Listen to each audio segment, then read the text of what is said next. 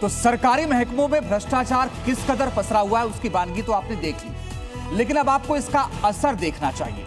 एक व्यक्ति ने अपनी गाढ़ी कमाई से अपने सपनों का घर खरीदा, हंसी खुशी अपने परिवार के साथ अपार्टमेंट में रह भी रहा था, लेकिन एक दिन जब वो अपनी मोटरसाइकिल से उसी घर के नीचे से गुजर रहा था तो बिल्डिंग का एक हिस्सा उसके सिर पर गिर गया और उस व्यक्ति ने वहीं दम तोड़ दिया। सोचने वाली बात है कि जिस सोसाइटी में करीब 650 फ्लैट्स हैं, वहां बिल्डिंग का प्लास्टर नीचे कैसे गिर गया? इतने घटिया निर्माण क्वालिटी वाली सोसाइटी को क्लियरेंस कैसे दिया गया?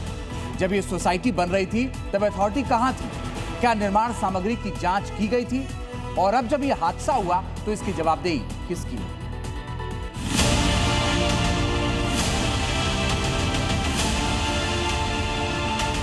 ग्रेटर नोएडा की अरिहंत अंबर सोसाइटी में लोग अंबर की तरफ देखकर चलने को मजबूर हो गए, क्योंकि यहाँ बिल्डर ने बिल्डिंग में कंक्रीट की जगह न जाने क्या भर दिया है। अरिहंत अंबर सोसाइटी में स्थिति ये हो गई है कि लोग हेलमेट लगाकर चलने की सोच रहे हैं। ये स्थिति सिस्टम की अनदेखी और लापरवाही का नतीजा है। आज करीब 650 परिवारों की जान पर आफत आ गई है, क्योंकि कल इस सोसाइटी में एक परिवार उजड़ गया।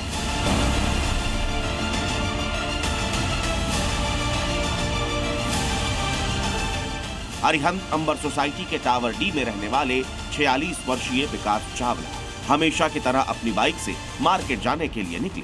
जैसे ही वो पार्किंग एरिया से बाहर निकले, सोसाइटी के खुले हिस्से में ऊपर की मंजिल से कंक्रीट और प्लास्टर का भारी भरकम हिस्सा टूटकर सीधा उनके ऊपर गिरा। प्लास्टर का हिस्सा सिर पर गिरने के बाद विकास वहीं गिर पड़ा। आसपास खड़े लोग उन्हें अस्पताल ले गए, लेकिन डॉक्टरों ने उन्हें मृत घोषित कर दिया।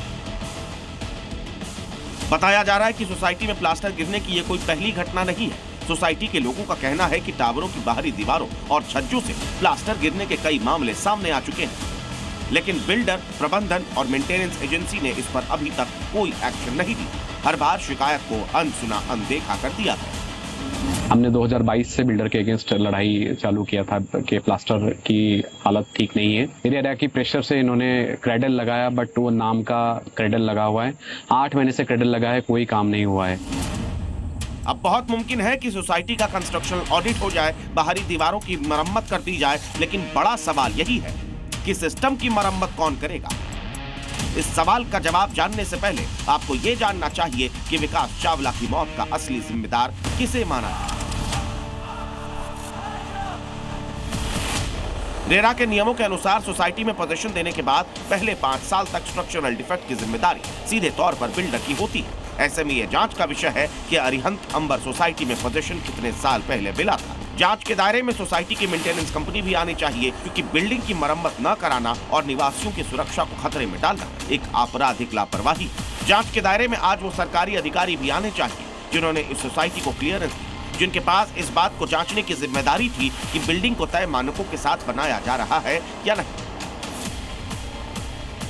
आज जांच के दायरे में सिर्फ इस बिल्डिंग से जुड़े अधिकारी ही नहीं आने चाहिए, बल्कि नोएडा समेत छोटे बड़े शहरों में बना हर अपार्टमेंट आना चाहिए, क्योंकि बिल्डिंग का हिस्सा और प्लास्टर गिरने की न जाने कितनी खबरें अब तक सामने आ चुकी हैं। कहीं बालकनी की छत नीचे आ जाती है, तो कहीं बेडरूम की छत का प्लास्टर सीधे नीचे गिर जाता है। बिल्डर चमचमाते पेंट के अंदर सीमेंट और रेत की जगह क्या भरते हैं, इस बात की पुख्ता जांच जरूरी है।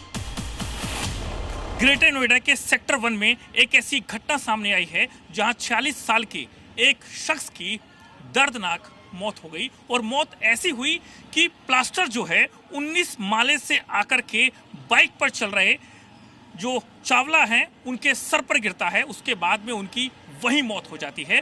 ना तो बिल्डर इन टावरों की जिम्मेदारी लेने को राजी है, ना इसमें काम करने को राजी है। हम इसमें बिल्डर के साथ रेगुलरली टच में है कि भैया आपका काम है, ये बिल्डिंग खराब स्थिति में है और इसको ठीक कराया जाए, लेकिन बिल्डर इसमें कोई सुनवाई नहीं करता। तो जब हमारे बिल्डर और अथॉरिटी के बीच में हमारी जब डिस्कशन हुई थी हैंडओवर के टाइम पे, तो यही था कि जितना भी आपने काम करके दिया हुआ है उसको सही करके पूरा दो, लेकिन एक एग्रीमेंट, लेकिन बिल्डर ने उस समय पूरा मना कर दिया कि भाई हमारे पास पैसे नहीं, हम नहीं कर सकते। ये अभी बारिश हुई थी कल परसों, जिसकी वजह से प्रॉब्लम अभी अरिहंत में जो आप अंबर में बता रहे हो, सेम प्रॉब्लम हमारे यहाँ भी हुई। कम से कम 3 बालकनी थी, जिन 3 बालकनी में प्लास्टर गिरा है, और ये एक पर्टिकुलर एक इंसिडेंट नहीं है, मल्टीपल इंसिडेंट होते रहते हैं बारिश के टाइम पे। मिडिल क्लास इंसान अपनी जिंदगी घर की EMI भरने में निकाल देता है, लेकिन अगर उसी घर से निकलते ही बिल्डिंग का प्लास्टर उसके सिर पर गिर जाए तो क्या कहा जाए। ग्रेटर नोएडा के अरिहंत अंबर सोसाइटी के विकास चावला की मौत पूरे सिस्टम के लिए एक अलार्म है।